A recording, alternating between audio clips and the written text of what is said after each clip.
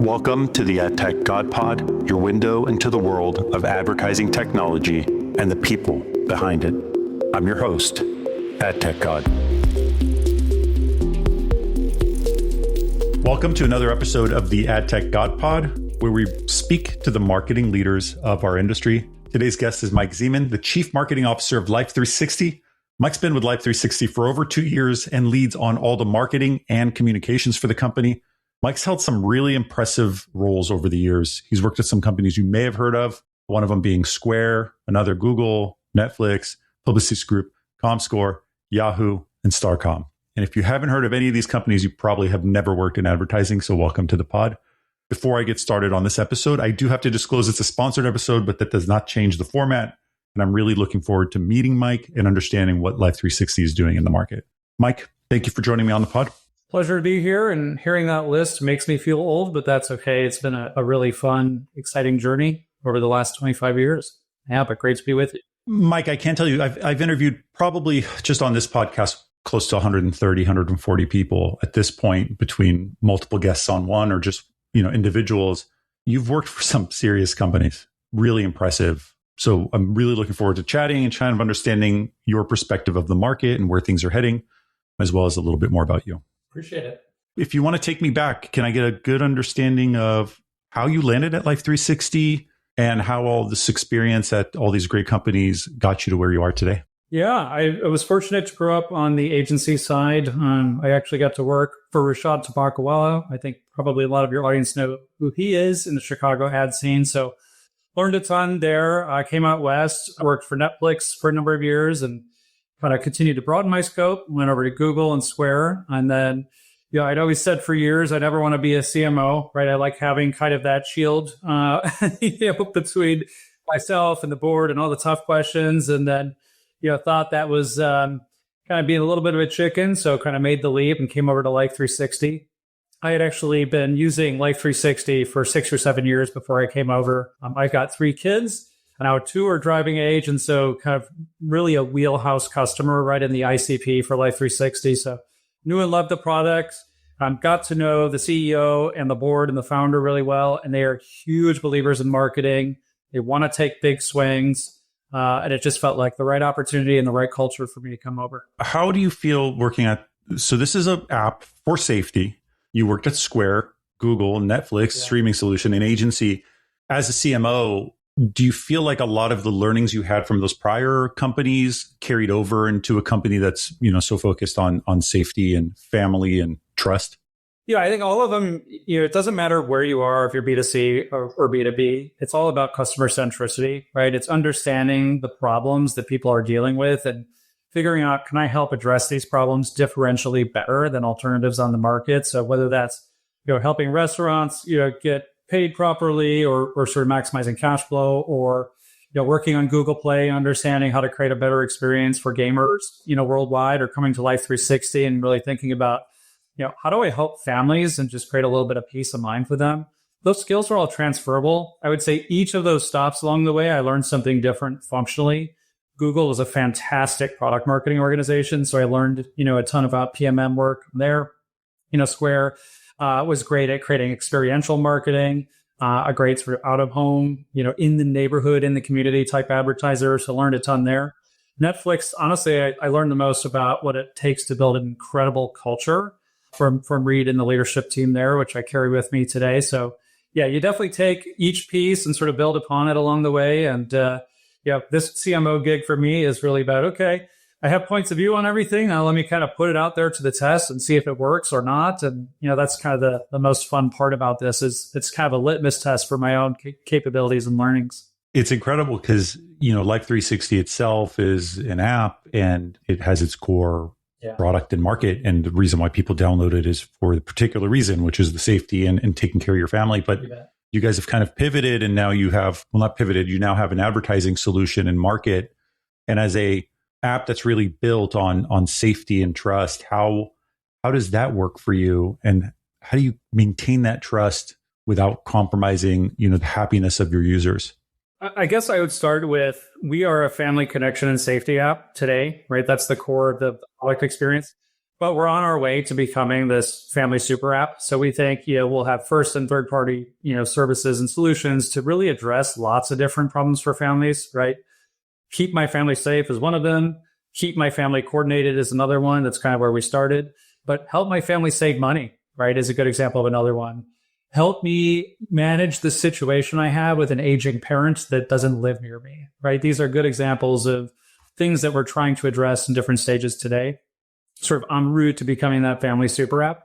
And honestly, we think advertisers and third parties can play a huge role in that, right? If we're about making everyday family life better, the sort of Pollyanna-ish, but sort of very real thing that we're trying to deliver on is how do we bring advertisers and really partners, third-party partners into that, so that it's congruent with our brand promise of making everyday family life better. So just a couple examples. We work very deeply with Uber, right? So that, when I land at an airport, it says, welcome to SFO. We've notified your circle that you've landed, safely here. And then it will offer to sort of send an Uber to pick me up out front, right? That's an ad, right? There's a value exchange with Uber there, but it's something that delivers great service to our users, right? AccuWeather is another good example. People are notified when a loved one in their Life360 circle is experiencing severe weather now, right? That's an ad, that's a value exchange, but it's highly accretive to improving everyday family life and peace of mind. Or even something simpler, like working with Dutch Brothers, where if you're proximate to one of their many, many locations and still expanding, you can get a $1 off coupon, right? Just for being kind of in the proximate area. So, every advertiser is targeting families, right? Family doesn't just mean nuclear family with kids ages X to Y, right? Everyone has family. And we really think we can work with lots of different types of advertisers to kind of bring value to families in the ways that I just conveyed. Yep. You touch upon a lot in what you said. Proximity, your circle, the family super app, just understanding the normal day-to-day behaviors, right? Landing at an airport, notifying my wife and my mom and my dad that I've arrived and I'm safe. So you have a lot of location data. You probably have a lot of enriched data that you could use for advertising. How are you guys utilizing that today, especially since you've recently acquired Dativo? How does that all wrap together and bringing this really unique offering that maybe nobody else can offer? Yeah, it's really exciting. So, historically, if you think about delivering relevance for advertisers and value, for users or members, it really is boiled down to kind of two types of relevance, right? Relevance based on what you search, right? That's Google primarily. And relevance based on what you click on, which is obviously a lot of the social players. But that's really missing a huge component, which is relevance based on real world behaviors, as you just described, right? So, where you go says a lot about not only who you are, but what you may need, right? And what you may need from third parties like advertisers. People don't get that, 84% of retail, for example, is still physical. I think that's mind blowing to a lot of people. So it just goes to show there's sort of this I guess for the lack of a better pun, there's a map, right? And got 2/3 of it covered with, what you search for and what you click on digitally. But the missing piece is really the IRL kind of spatial component. And we think we're really well positioned to deliver on this for a few reasons. One is because we are a huge location provider with deterministic data, right? So, approaching 100 million monthly active users. And that's not modeled and probabilistic data. That's real data, right? Continuously monitored and synthesized data. It's totally opt-in, right? So it's not, coming in through sort of shady, questionable means. It's people saying, I want to use location, agree to the terms of service, and then working, to get the services they need from us. And it's also finally about household understanding. So knowing location data for individuals is interesting. But understanding how people within a household move together or not together is also a really interesting signal. And think of that as really a family graph that's been missing from a lot of the advertising conversation. Yeah, and I think maybe that's where I was leaning into was the web of family members, understanding behavior of when I am with one child, when I am with my spouse, when we're usually together and moving together, how the messaging could change. There's quite a bit of data that you could utilize there to just really create relevant, accurate, targeted ads for users. And I could definitely see how there's a lot of data there, and you probably have some fantastic data scientists, by the way. that are probably looking at this. Yeah, indeed you do. Indeed we do. When you look forward in the industry, we've covered a lot on this pod over the last, I would say, 6 months or so. People are talking about, behavior changes across the open web.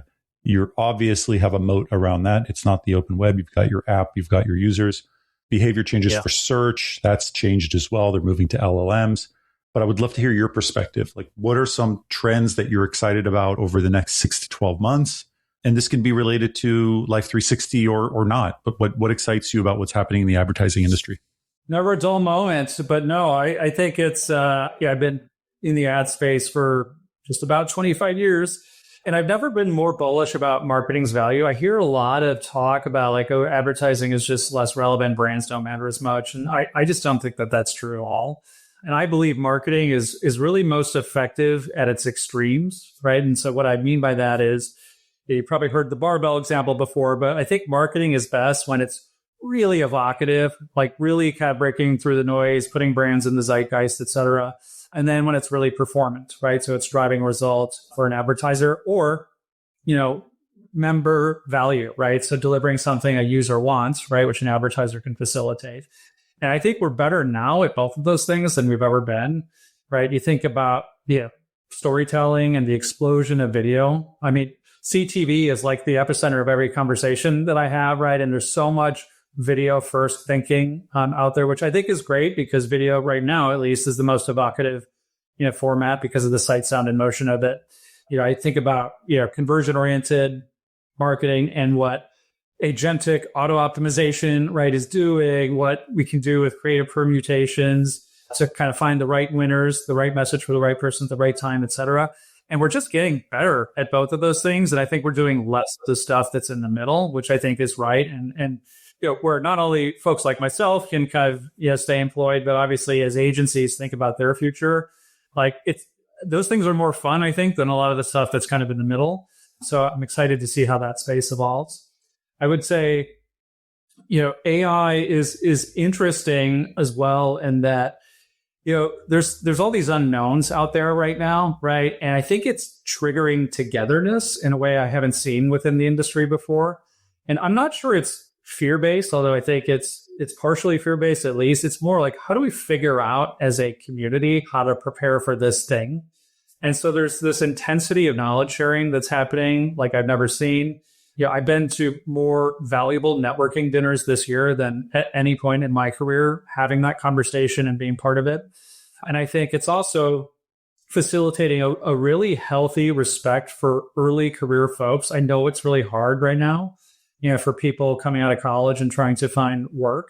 But I will say, in my earlier years, especially agency side, there wasn't a great deal of respect for your media associate, right? And now it's like, oh my gosh, you better listen to the 21-year-old, right, who is an AI native. And there's just so much better two-way value exchange than it's ever been between mid and late career and early career.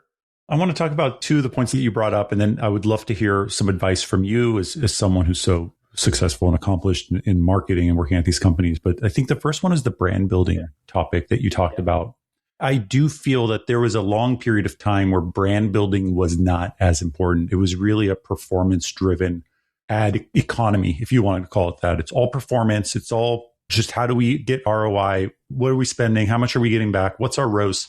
And I have seen this rise of the importance of brand building and storytelling in the market. And I love that you had actually brought that up because it's something that used to frustrate me that I could go buy something for $4, but there's no brand association. But I would much rather pay $6 and get something with a brand that I trust. And I think there's an extreme undervalued perception of how important a brand is in market. How do you do that for your app? How do you do that for your product to get people to associate family, safety, etc. for a brand like Life360? Yeah. Well, it's super fun. I could talk about this topic all day. Me too. I mean, so for us, it's, we've got some pretty big competitors depending on how you define our competitive set, but we know who we're for. And we're for families, right? And so we know that our app brings families a lot of joy, right? And it also saves lives, right? So we have emergency dispatch, crash detection, et cetera, for safety purposes for families. So we go out and we create what we call demand creation work. Some people call it upper funnel. Some people call it branding. Doesn't really matter. I think of it as evocative product marketing is the sort of framing I use. But we go out there and we paint these really evocative pictures of the value we provide. So for example, last year we launched a spot called I Think a New Dying, right? And it was an animated spot. And I remember that. yeah. I remember that. Yeah. What? That was pretty extreme, by the way. That was like pretty extreme, but that was good. You noticed it, right? And we're not spending tens and tens of millions of dollars against it, right? But it got 30 million organic views on social. So like we're coming out there and speaking to these truths about what it's like to be a parent right now, right? And the anxiety you have, and one of those anxieties is you don't know where your kids are, so you kind of presume they might be dead, or in trouble, right? Which is kind of extreme, but like that's where parental minds go. But I agree. Yeah, so we lean into that, right? We want to make people laugh, or we want to make them cry because we feel like there's a clinical middle where everything is ignored and where 95% of advertising sits. So that's kind of what we're trying to do to sort of build our brand, is lean into that.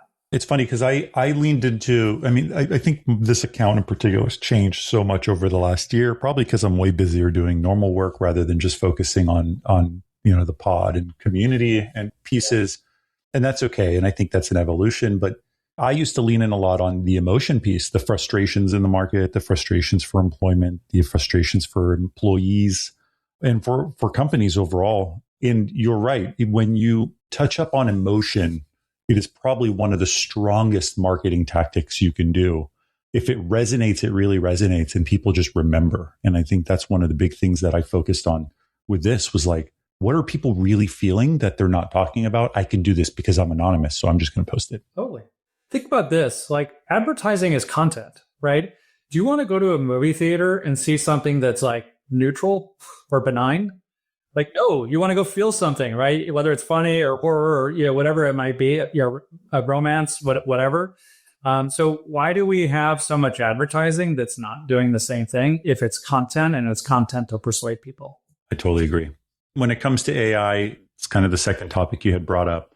It is changing a lot. I think people in particular are starting to, I feel like this peak of fear has been reduced lately. Like, I think there was a lot of fear 6 months ago. I think there's still a lot of concern now. But people who are listening to the pod probably still have some hesitation about what it means for them, their careers, how they're going to progress, how they need to pivot their careers or pivot their skill set. I'd love to hear from you as someone in the industry today, whether junior or senior. What would you recommend to them to just improve their overall knowledge and to protect themselves from being replaced by a robot? Yeah. How I like to say it. Well, I'm not sure I agree that the fear has diminished that much, especially as my alma mater yesterday in Square or Block, exited half the company with AI as the sort of core rationale for that. But it's here. It's going to be here. And so, yes, we need to adapt. I've been in the industry long enough where, luckily my first job was in the interactive division of an agency, right? So day one, I've been in digital marketing. But I saw firsthand, people who were in print, right, or broadcast and could not make the leap. And I'll be honest, like, it was sad. Like, it was just kind of sad to see, right, kind of the loss of relevance that happened so quickly in the beginning, years of the 2000s for those folks. And so, I think the lesson learned is you just have to make the time and you have to lean into the discomfort.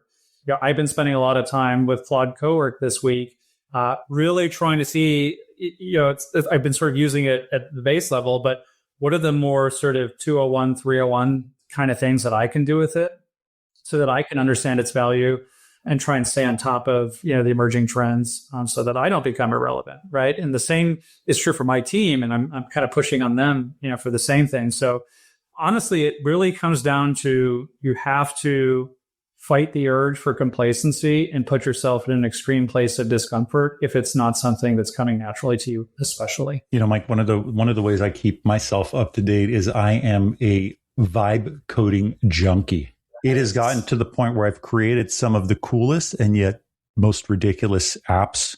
I've just learned so much just from being able to bounce back between Claude and Gemini and ChatGPT and, AI powered website builders. It's unbelievable what you could build without ever having to write a line of code. It's actually pretty crazy.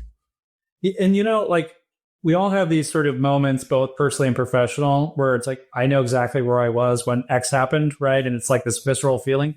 The first time I created an image on Dolly all those years ago now, which is crazy, I couldn't believe that you could do that, right? And now that's like ridiculously simple.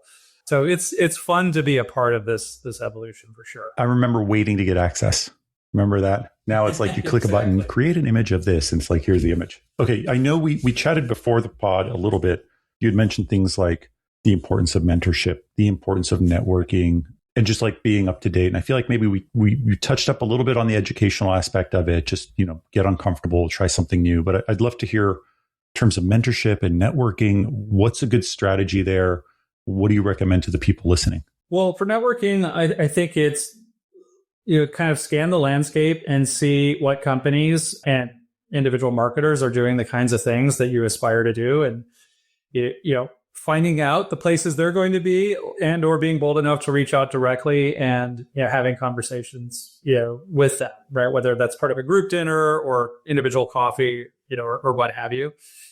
I've done, like I said, more of that this year than I've ever done because I'm feeling a lot of the discomfort and I'm feeling like I want the togetherness if I'm going to stay in this industry, which I intend to do, to just kind of learn from people. So like, admittedly, it's a little bit selfish, but we're all being selfish when we network. So I think that's fine. On the mentorship thing, again, I really think about that as, people will come to me because I've been at some of those companies or been around a bit and, they're younger and want to learn from me. But again, I'm selfish because when I mentor people, they're mentoring me too. I learned so much when I meet with a 22-year-old or a 25-year-old that's doing things that I'm not doing, right? Or is kind of tapped into the cultural zeitgeist in a way that I'm not. So I think, be careful when people reach out to you if you're mid-career to think, oh, I don't have time for that. That's just an additional overhead that I have to deal with. It's not. You're going to learn so much. You're going to take away so much. So really kind of flipping the framing to kind of a two-way value exchange. I'm a big networker, both the real me and the not real me. And I think for me, what's important is just keeping a pulse on what's happening.